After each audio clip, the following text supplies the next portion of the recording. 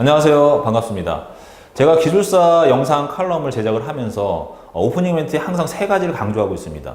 또 이 오프닝 멘트에 강조한 이 세 가지 사항을 클로징 멘트에서도 다시 또 강조를 하고 있죠. 그만큼 중요한 사항이고요. 매번 기술사 영상 칼럼을 할 때마다 제가 반복적으로 말씀을 드리고 있습니다. 왜 이렇게 수도 없이 많이 반복해서 말씀을 드리느냐. 결론부터 말씀드리면요. 공부의 효율성을 높이기 위한 그런 어떠한 공부의 방법을 루틴화해서 습관화시켜가지고요. 제 영상을 보시는 분들이 그 습관에 의해서 효율적으로 공부하실 수 있게끔 만들어드리기 위해서 제가 지속적으로 강조를 드리고 있다. 자, 그러면 그 세 가지 사항이 뭐였을까요?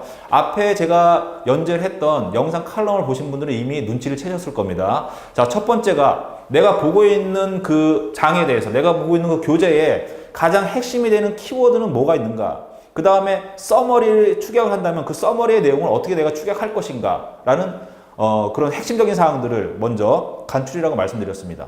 자, 그 다음에 두 번째는 뭐냐? 내가 보고 있는 해당 장 혹은 해당 교재와 관련된 문제들이 어떠한 것들이 있는가를 분석을 하셔야 된다고 말씀드렸습니다. 자, 그러면 제가 첫 번째 강조한 사항과 두 번째 강조한 사항을 연결하게 되면요. 내가 공부를 해야 되는 학습 범위가 선정이 되거든요. 학습 범위를 선정한다는 것은 불필요한 데에 내 에너지와 시간을 낭비하지 않는다는 얘기입니다.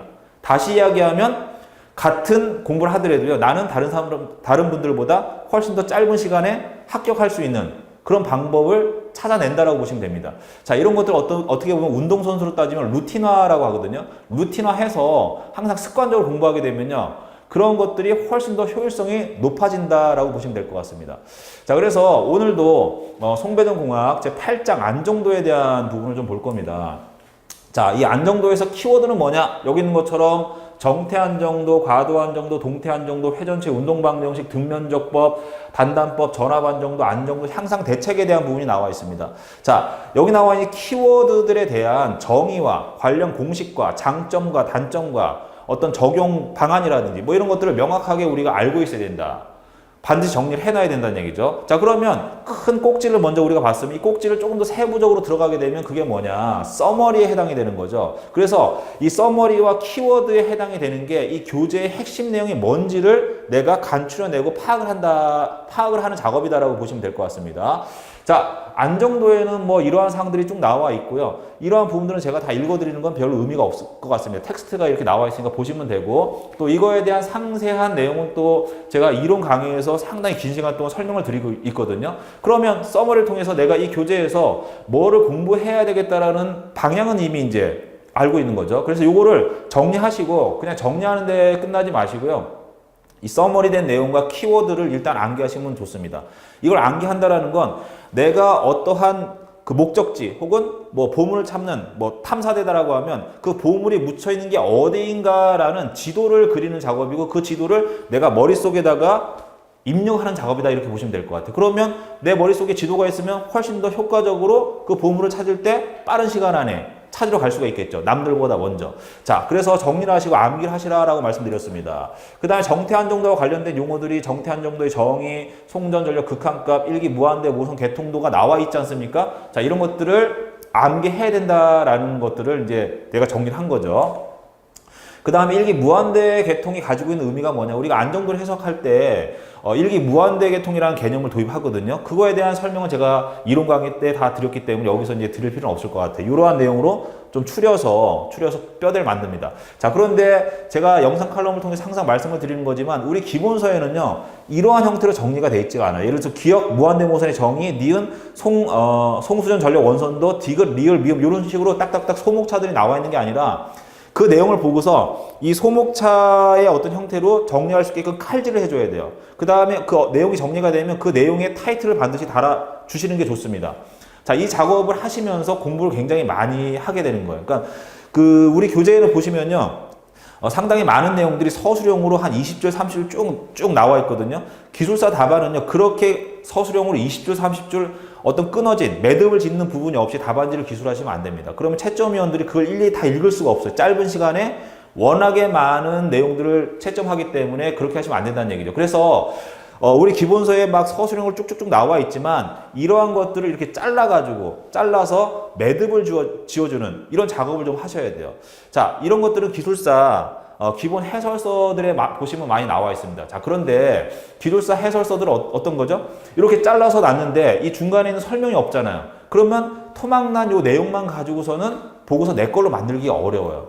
정확하게 기술적으로 상세하게 설명한 그 내용을 보고 내가 그걸 추려가지고 기술사가 답안지에 만드는 형태로 가셔야 된다는 얘기예요. 그래서 기술사 해설서는 제가 쓴 책도 있습니다. 그래서 제가 쓴 책 갖고 제가 그 기술사 해설서 갖고는 강의를 잘 안 하거든요. 관용도 해설서도 있고, 그 다음에 뭐 기술사 유형에 맞춰서 그 만들어 놓은 교재도 있는데, 그거는 공부의 방향을 잡는 데에 사용하는 것이지 그걸 그대로 외운다라고 해서 합격이 되는 건 아닙니다. 왜? 상세한 구체적인 어떤 기술적인 설명이 그 안에 빠져 있거든요.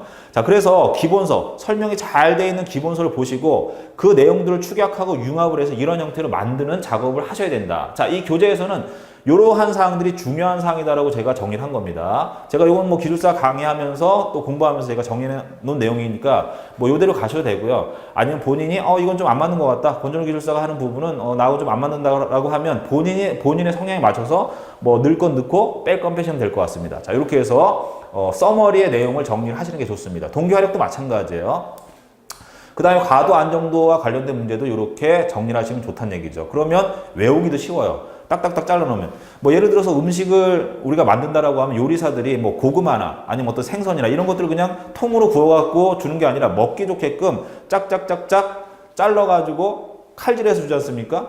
그랬을 때 그냥 고구마 혹은 생선 한 마리 3,000원밖에 안 하지만 그런 것들을 잘 요리하게 되면 그게 10만원, 20만원, 30만원이 되는 거 아닌가요? 그래서 이러한 작업들이 뭔가를 고급화시키고 채점하시는 분들이 눈에 쏙 들어오게끔 하고 뭔가 가꾸어진, 뭔가 정성이 들어간 이런 어떤 작업을 한다라고 보시면 되고요. 그 작업을 하면서 나 스스로도 실력이 많이 향상이 된다라고 생각하셔야 됩니다. 이런 것들이 만들어져 있는 것들만 내가 계속 먹게 되면요. 실질적으로 내가 그 음식을 만들지 못한다는 얘기예요. 이런 것들을 만드는 작업이 곧 내 실력을, 내 요리 실력을, 내가 서술하는 그런 실력을 향상시키는 어떤 과정이다라고 보셔야 될 것 같습니다.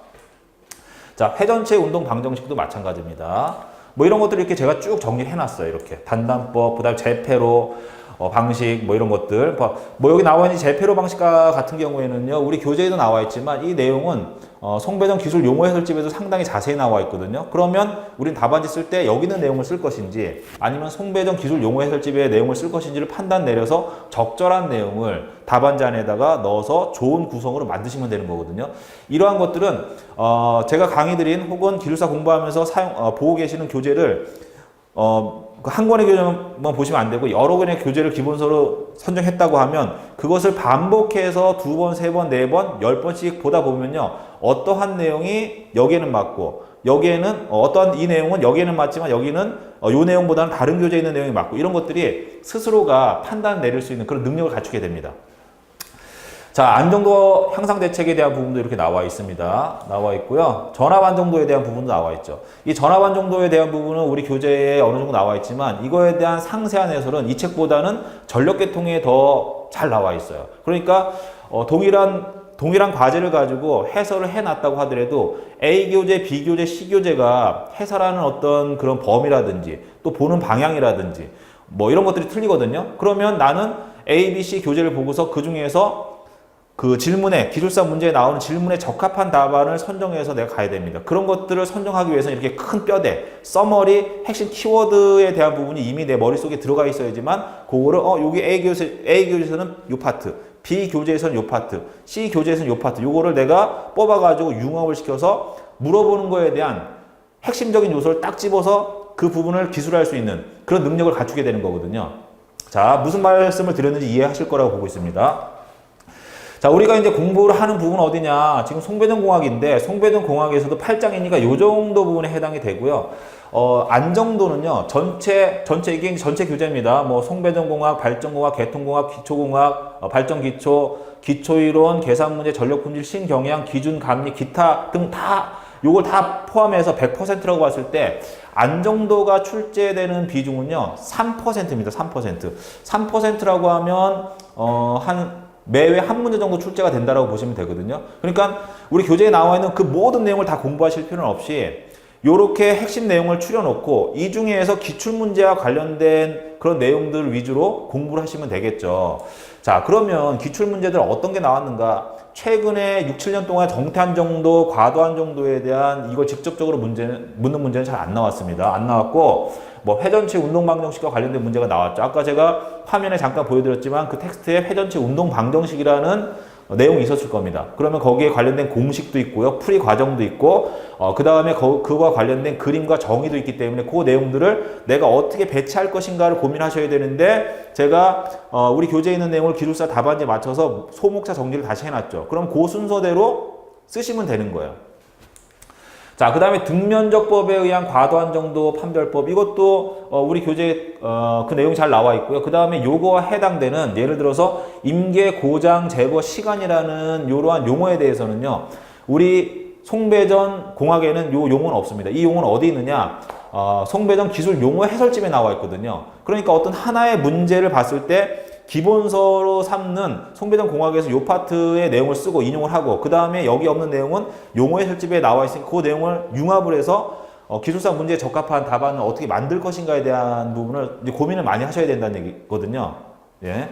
자, 무슨 말씀 드렸는지 이해하실 겁니다. 그 다음에 단번법에 대한 부분도 문제가 나왔고, 이건 뭐 우리 교재에 나와 있는 내용을 그대로 문제 낸 거니까, 교재에 있는 내용들을 아까 제가 칼진해 놓은 것처럼, 정리해 놓은 것처럼 그렇게 매듭을 져갖고 서술에 나가시면 됩니다. 그러면 거의 합격점의 점수를 줍니다. 그 다음에 전압안 정도와 관련된 부분은 요건 최근에 안 나왔었는데 아마 전회인가 전전에 한번 나왔을 거예요. 요거는 송배전 공학보다는요, 계통공학의 내용을 사용하시는 게 훨씬 더 좋습니다. 자, 그 다음에 안정도 향상 대책에 문제가 굉장히 많이 나왔죠. 안정도 향상 대책은 앞에 나와 있는 단단법이라든지 뭐 그런 해석 방법보다는 오히려 그 내용이 훨씬 쉬워요. 쉬운데 왜 문제가 잘 나오냐면요, 앞에 안정도 해석 기법 같은 경우에는요, 그 내용이 상당히 좀 어렵습니다. 어렵기 때문에 기술사 문제로 내기에는 그렇게 적합하진 않아요. 그래서 기술사 문제는 내용은 쉽지만은 기술사 문제로 내기에 적합한 형태의 그 내용이 있거든요. 딱 보면 이게 3페이지 정도 문제로 내기에 딱 적합한 내용이 잘라져 있는 내용이 있습니다. 그러면 그런 것들 보시면 이건 기술사 문제 앞으로 나오겠구나라는 것이 자꾸 책을 보다 보시면 본인 스스로가 느낄 수 있는 그런 능력을 갖게 됩니다. 자, 그래서 안정도 향상 대책에 대한 문제가 오히려 쉽지만 문제는 가장 많이 나왔다. 자, 이렇게 해서 제가 지금 2가지 사항에 대해서 말씀드렸습니다. 우리가 보고 있는 안정도에서 봐야 될 내용이, 핵심적인 내용이 무엇인가라는 서머리와 키워드에 대한 부분을 설명드렸고요. 그 다음에 안정도와 관련된 문제들이 최근에 한 6, 7년 동안에 문제를 분석해 봤더니 어떠한 문제들이 나왔더라. 이러한 문제들은 송배전 공학을 보셔도 되고, 그 다음에 이 내용과 송배전 기술 용어 해설 2개를 같이 보셔서 어떻게 융화를 해야 된다는 것을 단편적으로 제가 짧게 한두 가지 정도 설명을 드렸습니다. 자, 그러면 이렇게 2가지를 보면 제가 마지막에 뭐를 검토해야 된다고 말씀드렸죠? 교재 핵심 내용이 무엇인가? 그 다음에 이것과 관련된 기출문제가 무엇이 나왔는가? 그럼 가장 중요한 거, 내가 어디까지, 어느 부분을 공부할 것인가? 어떤 부분은 버리고, 어떤 부분은 내가 가져가고, 어떤 부분을 응용할 것인가? 이 3가지를 반드시 기억을 해야 된다고 말씀을 드렸습니다. 자, 뭐 긴 시간은 아니지만 이렇게 짧게 제가 그 해당 파트에 대해서 이렇게 설명을 드리면 이걸 보시면서 공부의 방향만 잡으시더라도 제가 한 13분 정도 촬영했는데 13부에 10,000배 정도의 시간을 세이브할 수 있는 그런 효과가 있을 거라고 저는 확신하고 있습니다. 자, 오늘 영상 칼럼은 여기까지 하겠습니다. 감사합니다.